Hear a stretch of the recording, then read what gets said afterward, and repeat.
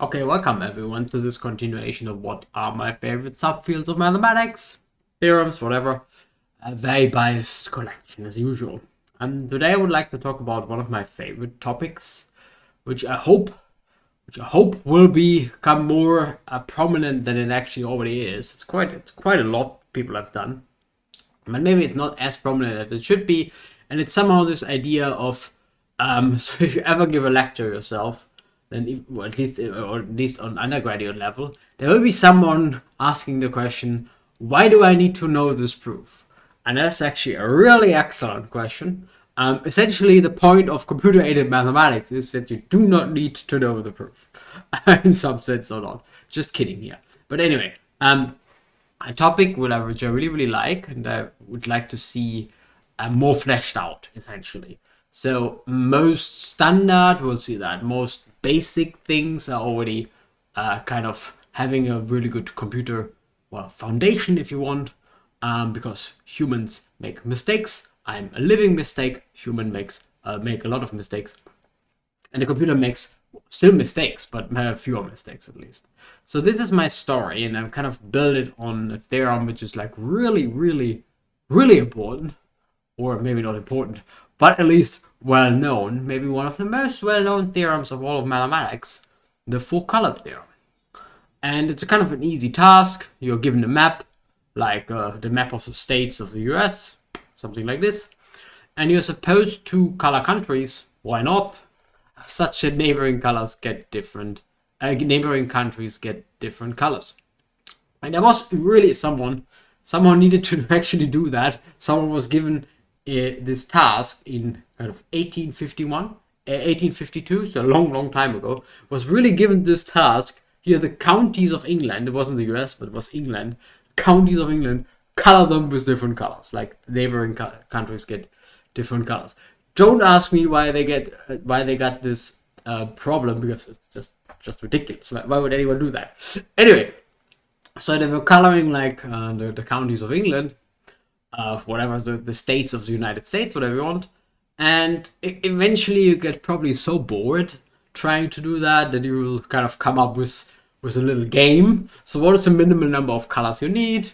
And turns out, well, it looks like that you need 4 colors.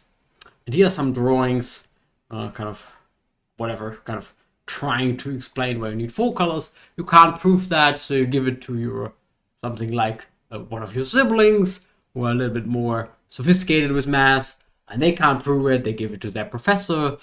They can't prove it. They give it to their community. They can't prove it, and then you have an ongoing conjecture. And it took quite a while to this to get proven. What it's easy to see is that you need at least 4 colors if you really value over all maps, because Nevada here, for example, is literally playing the party pooper.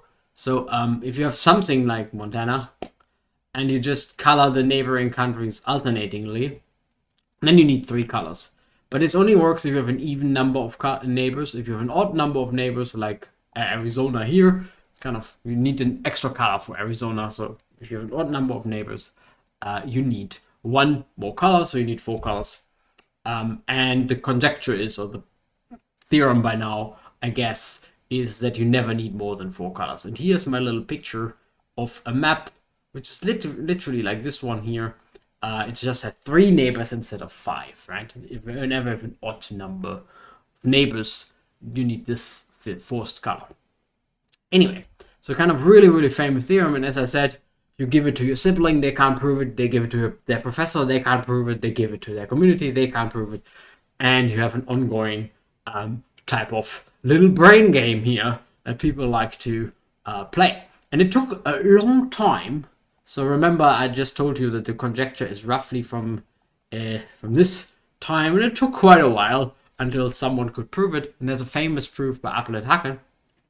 And it's interesting, not really because it proves this kind of a little bit stupid, silly little type game question. It's not that terribly important whether you can color counties of England. It's not that terribly important. No, what is really exciting about this proof is the controversy it raised, or actually the approach it it took. So nowadays it will not raise a controversy anymore, which is why we have evolved as human beings. But anyway, when it was published for the first time, and I'm referring here to the book, which was published a little bit later, kind of a polished version. But anyway, let's take with the book. This is like this 700-ish page book.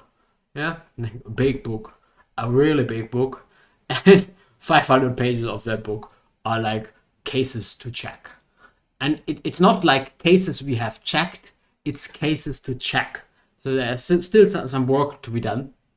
So in particular, way more than you can do as a human being. So let's say you have 500 pages, and for each page you would need 100 days to do it, something like that, if you would do it by hand. And I'm completely making up those numbers now. But anyway, this is way beyond what a human can check. And this was then the first proof where you had these cases to check. They put it in a machine, and the machine checked those cases. Raised a huge controversy. Nowadays, everyone would just say, yeah, that's what we do. But at that point, it raised a huge controversy, and sometimes it needs a new generation of mathematicians, a new generation of humans to kind of get rid of old habits. And there's obviously no problem with that approach. If a computer can check 500 pages of cases, for me, that's totally fine. And this is what people call a computer-assisted proof.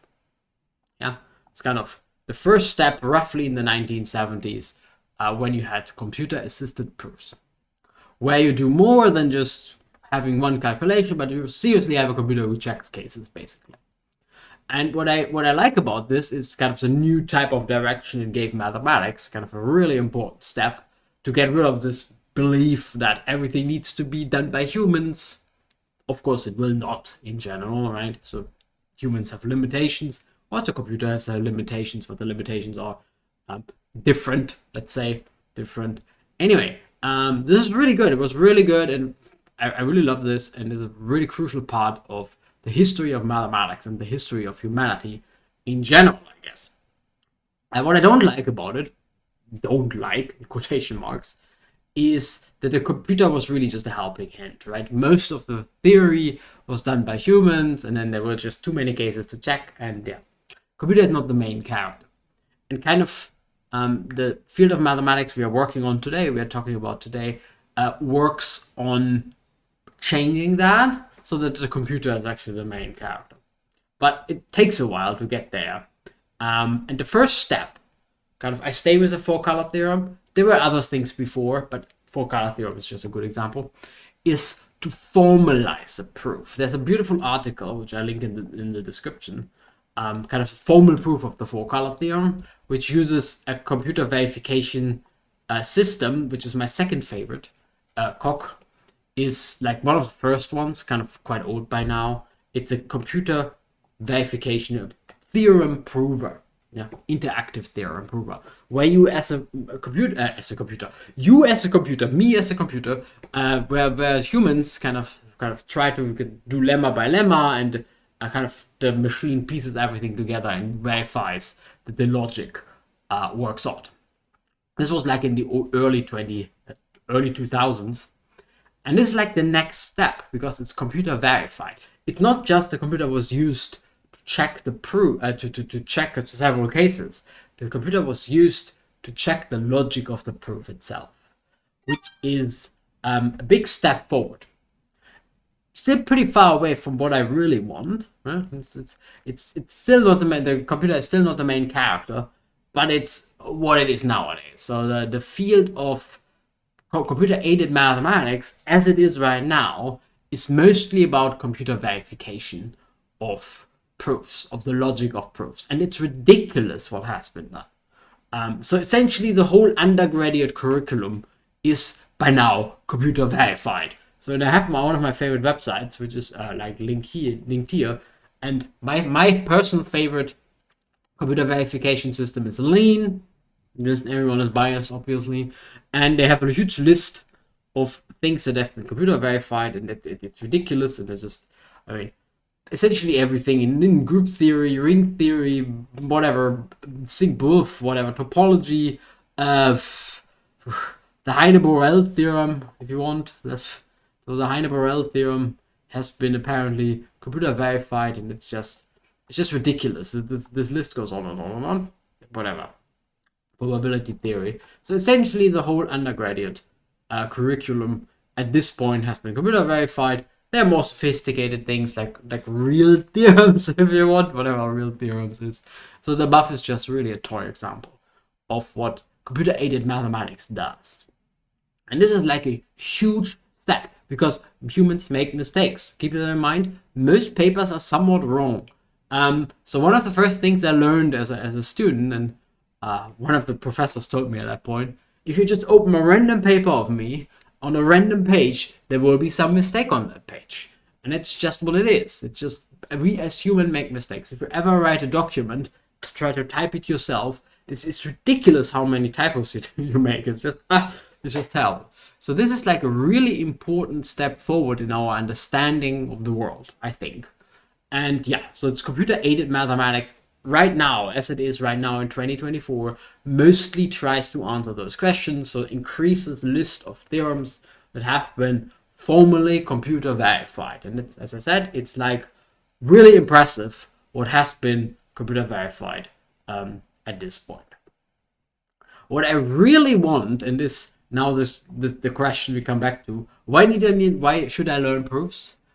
We still need to, because the way it works right now, like with Lean or Coq, you're still giving the computer the instructions how to proceed. You kind of have a roadmap in your mind, what you want to prove, what kind of little lemmas you want to do, and the computer just double checks. That is somewhat shit. Somewhat shit, in quotation marks, obviously. It's still pretty good, as I said, but it's somewhat bad because the computer is still not the main character, but the human is. Eventually, you want to get rid of all humans involved. That's kind of what you want. That's the progress we want to see eventually. No humans anymore in mathematics. I'm trying to get rid of my own job here. So no humans anymore in mathematics.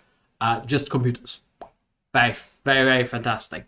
And the thing you want to do is not computer verified proofs, but computer automated proofs, which is very different, right? So there's not many examples compared to the list of computer verified proofs. The list of computer automated proofs is very short. The most famous one is the so-called Robbins problem. Whatever it is, it's kind of a problem in logic, and the proof was completely found by a computer without any human interaction as with any humans involved. So any humans involved in quotation marks again. So this is pretty good. So the computer really found the proof instead of you giving the computer instructions and the computer verifies. And that's like the future of mathematics, probably. We're very far away at a stage as far as I can tell. So really like in the early stages. But to me, this kind of makes really sense as a story. So eventually, we don't want to do mathematics anymore, or we don't want humans to do mathematics anymore because computers are less likely to make a mistake. So the more we can push in this realm of has been computer verified, has been done by computer, the better. At least that's what I would think. But you still need to learn proofs because we're kind of not quite there yet. Anyway, I hope you forgive me this little philosophical waffle, and I hope you enjoyed this video, and I also hope to see you next time.